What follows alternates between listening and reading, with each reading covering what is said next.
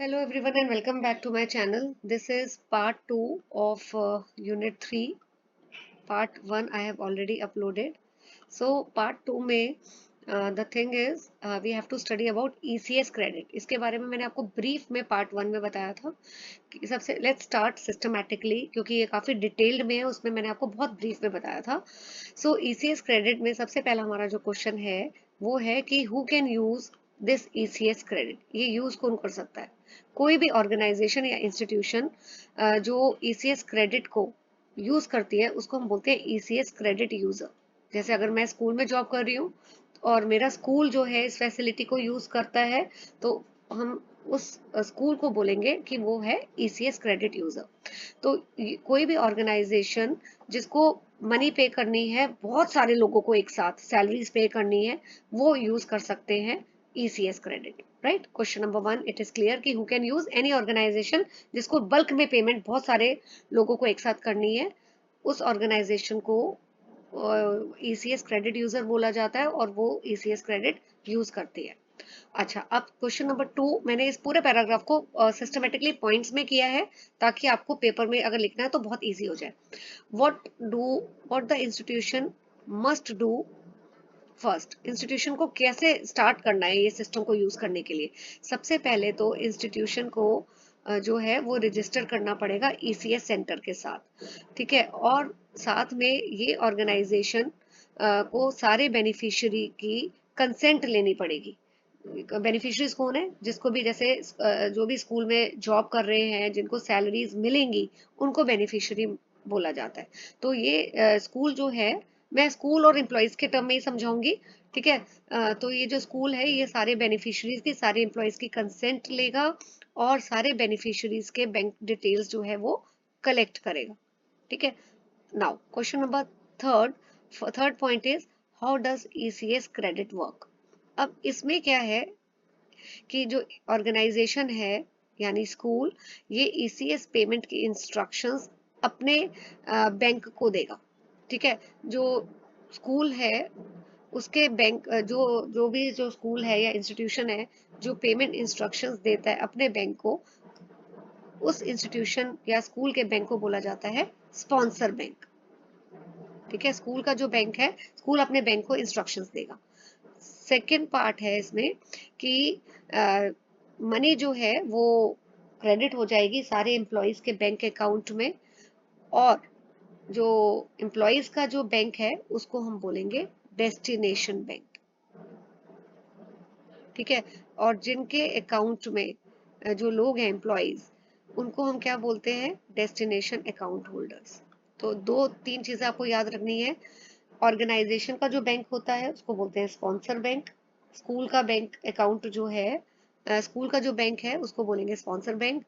और जो एम्प्लॉयज का या जो बैंक है उसको बोलेंगे डेस्टिनेशन बैंक. तो जो स्कूल है वो अपने बैंक को इंस्ट्रक्शंस देगा. Right. Okay. Now fourth system is कि MICR कोड, इसकी फुल फॉर्म भी 1 मार्कर पेपर में आती है. Magnetic ink character recognition. 1 marker आ जाएगा कि right the full form of MICR. ये कोड जो है हर चेक पे प्रिंटेड होता है और ECS ट्रांजेक्शन्स में यूज किया जाता है. तो ये 9 डिजिट नंबर होता है बेटा. फर्स्ट 3 डिजिट्स जो हैं वो सिग्निफाई करते हैं सिटी को.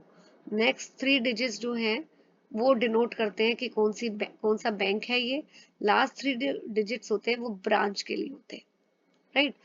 तो ये MICR कोड जो है हर ECS चेक में प्रिंटेड होता है. राइट.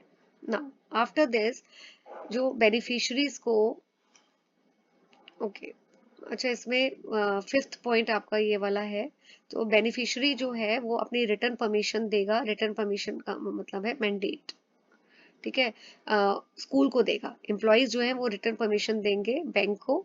और इस रिटर्न परमिशन में क्या मेंशन होता है कि वो ये बोलते हैं कि we agree to receive money through ECS credit. इस परमिशन में ये अलाउ कर रहे हैं कि हाँ, हम लोग जो एम्प्लॉयज हैं सारे वो पेमेंट रिसीव करेंगे थ्रू दी ECS क्रेडिट. और उन इस परमिशन में उनकी बैंक की सारी branch details, account number mention होता है. ठीक है. और ये अलाउ कर देते हैं ऑर्गेनाइजेशन को कि वो डायरेक्टली एम्प्लॉयज के अकाउंट में पैसा डिपॉजिट कर ले। राइट नाउ 6 पॉइंट में आपको ये लिखना है कि इंफॉर्मेशन बेनिफिशरीज को प्रोवाइड की जाती है। जो ऑर्गेनाइजेशन है वो बेनिफिशरी को इन्फॉर्म करेगा कि अमाउंट क्रेडिट हो गया है, किस दिन हुआ है क्रेडिट, और बाकी payment details. Right destination bank जो है ये ईसीएस क्रेडिट डिटेल्स जो है पासबुक में भी शो करता है। या ठीक है, तो ये रिस्पॉन्सिबिलिटी है इंस्टीट्यूशन की कि वो बेनिफिशरीज को सारी डिटेल्स बताए अबाउट कितना अमाउंट क्रेडिट हुआ है, किस दिन हुआ है, डेट एक्सेट्रा। नाउ अगर बेनिफिशरी जो है उसको किसी भी रीजन से, एम्प्लॉयज को किसी भी रीजन से अगर मनी क्रेडिट नहीं होती है, ठीक है, फॉर एनी रीजन, तो जो फेल्ड ट्रांजैक्शन है वो वापस ईसीएस सेंटर को प्रोवाइड कर दी जाती है। ईसीएस सेंटर फिर उस जो है रिटर्न कर देगा ऑर्गेनाइजेशन को पैसा through the organisation sponsor bank. ठीक है, और जैसे ही ऑर्गेनाइजेशन को पैसा वापस मिलेगा तो ऑर्गेनाइजेशन बेनिफिशियरी को फिर किसी और मोड के थ्रू पेमेंट करेगा।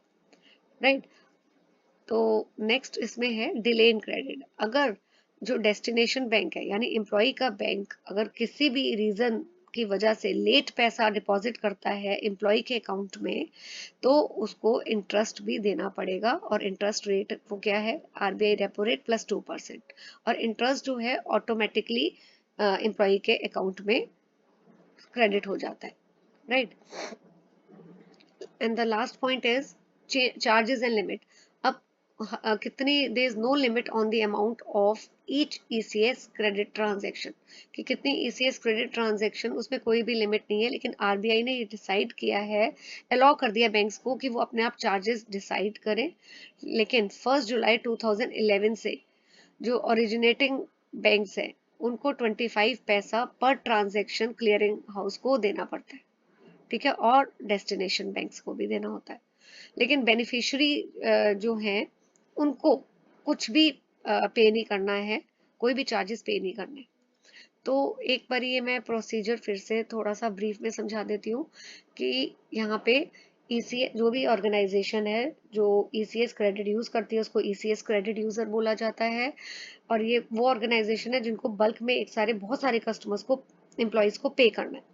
तो वो क्या करते हैं, वो रजिस्टर करते हैं ईसीएस सेंटर के थ्रू। ठीक है, और ये ऑर्गेनाइजेशन का जो बैंक होता है, ठीक है, मैं इस केस में ऑर्गेनाइजेशन को स्कूल ले रही हूँ और उसके जो एम्प्लॉयज हैं वो बेनिफिशियरी हो गए। तो स्कूल का अपना जो बैंक होता है उसको बोलते हैं स्पॉन्सर बैंक, और एम्प्लॉय का जो बैंक है उसको बोलेंगे डेस्टिनेशन बैंक।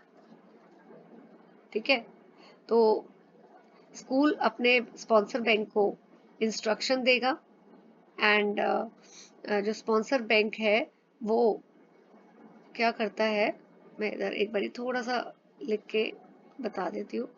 स्पॉन्सर बैंक ना ईसीएस सेंटर के थ्रू पैसा ट्रांसफर करता है डेस्टिनेशन बैंक्स को, डेस्टिनेशन बैंक को। ठीक है, अगर किसी भी रीजन से, और इसमें आके भी मैंने डिटेल में सारा बताया हुआ है कि स्पॉन्सर बैंक को पहले जो है बेनिफिशियरी से जिसके अकाउंट में, एम्प्लॉयज के अकाउंट में पैसा जाएगा, उनसे परमिशन लेनी होती है कि वो डायरेक्टली उनके अकाउंट में पैसा डिपॉजिट करा दे। ठीक है, एंड अब स्पॉन्सर बैंक जो है स्कूल इंस्ट्रक्शन देता है स्पॉन्सर बैंक को कि वो ईसीएस सेंटर के थ्रू डेस्टिनेशन बैंक में पैसा जो है डिपॉजिट करा दे। इफ एनी रीजन, अगर डेस्टिनेशन बैंक जो है, यहाँ पे देखिए लिखा है, अगर बेनिफिशियरी बैंक यानी कि डेस्टिनेशन बैंक जो है वो किसी भी रीजन से मनी जो है, अब ये जो डेस्टिनेशन बैंक है बेटा ये किसका बैंक अकाउंट है, बेनिफिशियरीज का है। बेनिफिशियरी मतलब एम्प्लॉयज का, एम्प्लॉयज का। अगर किसी भी रीजन से ये एम्प्लॉय के अकाउंट में पैसा नहीं डिपॉजिट कर सकते तो ये वापस ईसीएस सेंटर को रिटर्न कर देते हैं, ईसीएस सेंटर फिर स्पॉन्सर बैंक को पैसा वापस कर देता है, और स्पॉन्सर बैंक जो है वो ऑर्गेनाइजेशन यानी स्कूल को रिटर्न कर देता है पैसा। देखो मैंने यहाँ पे यही लिखा है कि अगर बेनिफिशियरी जो है वो क्रेडिट नहीं कर पाता तो ये फेल ट्रांजैक्शन जो है वो ईसीएस सेंटर को जाती है, ईसीएस सेंटर पैसा वापस कर देता है ऑर्गेनाइजेशन को थ्रू दी स्पॉन्सर बैंक, और फिर आफ्टर गेटिंग दी रिटर्न तो इंस्टीट्यूशन जो है वो बेनिफिशियरी को किसी और मेथड से पे करता है। राइट, थोड़ा सा कॉम्प्लिकेटेड लग रहा है तो मैं इसको यहाँ पे एक बारी बता देती हूँ प्रोसीजर। कोई भी ऑर्गेनाइजेशन है वो कैसे पैसा ट्रांसफर करती है। ऑर्गेनाइजेशन का बैंक जो होता है उसको बोलते हैं sponsor bank. Sponsor bank facility किसकी लेती है, ईसीएस सेंटर की।